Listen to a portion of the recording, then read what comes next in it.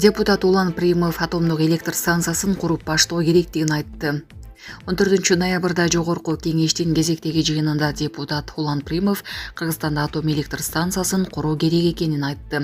Депутаттын айтымында өлкөдө калктын саны көбөйүп жатканына байланыштуу учурда жетишсиз болуп жаткан электр энергияга кийин дагы суроо талап жогору болот. Мындан улам атом электр станциясын куруу маселеси көтөрүлөт. Электр станциялар курулуп жатат, бирок булар келечекте муктаждыкты чечеби? Себеби калктын саны өсүүдө, жаңы ишканалар курулуп жатат, электр энергиясына болгон муктаждык көбөйүп жатат. Биз эртеби кечпи атом электр станциясын курганга барышыбыз керек болот. 2019-жылы Кызыл Омпол кени боюнча маселе көтөрүлгөндө кенди иштетиш керек деген депутаттардын бири мен болгом. Бирок анда мени эл душманы кылышкан. Бирок кенди ачуу маселеси туура көтөрүлгөнүн убакыт айгинелеп жатат, деди эл өкүлү. Ал эми өкмөт башчы Акылбек Жапаров жакын эле Казакстанда атом электр станциясын куруу боюнча референдум өткөрүлүп, шайлоого катышкандардын 70% ал демилгени колдогонун айтып өттү. Ошону менен катар Жапаров Кыргызстанда дагы атом электр станциясы келечекте курула турганын билдирди. Сак болгула. Жол кыймылынын коопсуздугун камсыздоо башкы башкармалыгы кыргызстандыктарды чет өлкөлүк номурлуу унааларды сатып алууда сак болууга чакырды. Акыркы учурларда Армения, Абхазия, Орусия өңдөө чет өлкөдөн Кыргызстандын аймагына унаалардын тетиктери бөлүк-бөлүк болуп кирип, кыймылдаткычы башка, дөңгөлөктөрү, кузовтору жана башка тетиктери бул жактан кайра даяр унаа болуп куралып, сатыкка чыккан учурлар аныкталган. Эч кандай чек арадан, бажыдан унаанын өлкөбүзгө киргендиги катталбай туруп, транспорт каражатын каттоо жөнүндө күбөлүктөрү чет өлкөдөн жасалып турган. Мындай фактыларга жол бербөө максатында Ички иштер министрлигинин кылмыш иликтөө башкы башкармалыгы жана жол кыймылынын коопсуздугун көзөмөлдөө башкы башкармалыгынын издөө бөлүмү өлкөбүздөгү чет өлкөлүк номурлуу унааларды тартипке жана иретке келтирүү максатында бажы кызматы, салык кызматы, унаа мамлекеттик агенттиги менен биргелешкен ишмерчем түзүп, жакынкы күндөрү рейдтик иш-чараларын дагы жүргүзөрүн алдын ала эскертет деп билдиришти жол кыймылынын коопсуздугун көзөмөлдөө башкармалыгынан. Сонун жаңылык, сиз билген жана иченген Умбем клиникасы эми сизге дагы да болсо жакыныраак болду. Анткени бизде жаңы филиал ачылды. Андыктан келип, өзүңүздүн жана жакындарыңыздын ден соолугуна кам көрүшүңүздү сунуштайбыз. Биздин жогорку даражадагы дарыгерлер төмөндөгү адистиктер боюнча кабыл алат: стоматология, гинекология, терапия, лор, хирургия, педиатрия, урология, УЗИ жана башка адистиктер. Лабораториялык анализдин 5000ден ашуун түрү алынат.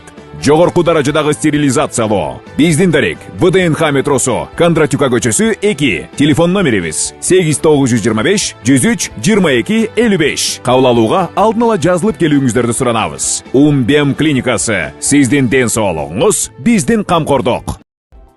Орусияда мигранттарга тилди билүү боюнча жасалма сертификаттарды берген деп шектелгендер кармалды. Орусиянын Югур аймагындагы окуу борборлорунун биринде мигранттарга орус тилин билгендиги тууралуу жасалма сертификаттарды берүүнү уюштурган 4 адамды укук коргоо кызматкерлери кармады. Бул тууралуу ТАСС агенттигине Орусиянын Ички иштер министрлигинин расмий өкүлү Ирина Волк билдирди. Менин Орусиянын Ички иштер министрлигинин Ханты-Мансийск автономиялык округу Югурадагы кесиптештерим жергиликтүү окуу борбору жогорку окуу жайлардын биринин жалданма кызматкеринин жардамы менен чет элдиктерди жасалма тестирлөөдөн өткөргөнүн аныкташкан. Анда билимди текшерүү жүргүзүлгөн эмес, 5000 рубльга чейинки акча үчүн мигранттарга орус тилин, тарыхын жана Орусиянын негизги мыйзамдарын билүү сертификаттары берилген. Учурда 4 шектүү кармалган деп билдирген Волк. Волктун айтымында жалпысынан 250дөн ашык чет элдик жарандар ушундай жол менен көөлүктөрдү мыйзамсыз алышкан. Алар бул документтер менен Орусияда андан ары жашап, иштөө үчүн миграцияга каттоого турушкан. Бул фактынын негизинде кылмыш жаза кодексинин 2-бөлүмү менен кылмыш иши козголгон, 3 айыпталуучу камакка алынган. Ал эми алардын шериги делген жаранга эч жакка чыкпоо тилкаты берилген.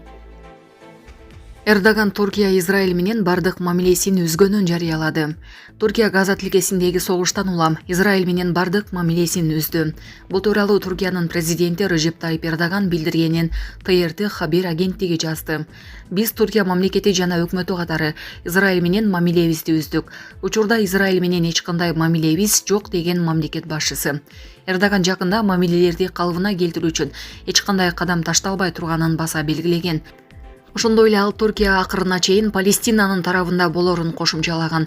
Палестина Израилге кагылышы башталгандан бери Туркия Тель-Авивдин аракеттерин айыптап, аны палестиналык жарандарды кыргынга учураткан үчүн күнөөлүү деп келет. Өлкө бир нече жолу ок атышууну токтотууга чакырган. Май айынын башында Туркиянын соода министрлиги Израиль менен соодасын толук токтоткондугун билдирген. Акылбек Жапаров 7 бала төрөгөн энелерге миллион сом берилерин бышыктады. Министрлер кабинетинин төрагасы Акылбек Жапаров тоолуу аймактардагы көп балалуу үй бүлөлөргө материалдык колдоо көрсөтүү боюнча президенттин жарлыгы даярдалып жатканын айтты. Ал бул тууралуу 14 ноябрдагы жогорку кеңештин жыйынында билдирип, кийинки жылы ишке ашырыларын белгиледи. 7 балага 1 миллион сом, 10 балага 2 миллион сом берилет. Экинчи окууга чейин 4, 5, 6, 8, 9 балдарга канчадан берилерин тактайбыз, деди өкмөт башы. Эске салсак, УКМК жетекчиси Камчыбек Ташиев 4 баладан баштап 100 000 сомдон 2 миллион сомго чейин берилерин билдирген. Тажикстанда төңкөрүш аракети үчүн кармалгандардын иши жогорку сотто карала баштады. Тажикстанда бир катар белгилүү адам айыпталып жаткан мамлекеттик төңкөрүш аракети тууралуу иш жогорку сотто карала баштады. Азаттыктын тажик кызматы жазгандай, алгачкы отурум 14 ноябрда өттү. Соттун көчмө жыйыны Борбор кала дүйшөмбүдө жабык өтүүдө. Ага соттоочулардын адвокаттарын гана киргизишти. Жакындарына кирүүгө уруксат берилген жок. Бүгүнкү отурумда кайсы маселе каралганы тууралуу жогорку сот эч кандай маалымат берген жок. Жактоочулар да эч нерсе айткан жок. Азаттыктын жеке булактары маалымдагандай 8 соттолуучу катышты. Кийинки отурум 18 ноябрга белгиленди. Соттолуучулар арасында улуттук коопсуздук боюнча мамлекеттик комитеттин мурдагы кызматкерлери Нурамидин Ганизода жана Жамшед Боев бар. Отставкадагы полковник Ганизода мурдагы тышкы иштер министри, бир нече ай мурда кармалган Хамрухон Зарифинин жардамчысы болуп иштеген. Кийин эсеп палатасында да эмгектенген. Ал эми отставкадагы капитан Боев тууралуу так маалымат жок. Ал орус жарандыгы бар. Ошол өлкөдөн пенсия алып жүргөн киши экени гана белгилүү. Экөө тең быйыл июнда Зарифи менен кошо кармалган. Демократиялык партиянын мурдагы төрагасы экс-депутат Саид Жафар Усмонзода, жогорку кеңештин мурдагы төрагасы Акбаршо Искандаров, Демократиялык партиянын төрагасынын орун басары журналист Ахмад Шох Камилзода жана Социал-демократиялык партиясынын төрагасынын биринчи орун басары Шокирзон Хакимов бийликти күч менен басып алууга аракет кылган деп айыпталып кармалганы белгилүү. Мындан тышкары айрымдарына улут аралык жана диний кастык козутуу деген да айып тагылган. Кармалгандар арасында тышкы иштер министринин мурдагы басма сөз катчысы Абдул Файз Атои да бар экени кабарланган. Булак Азаттык.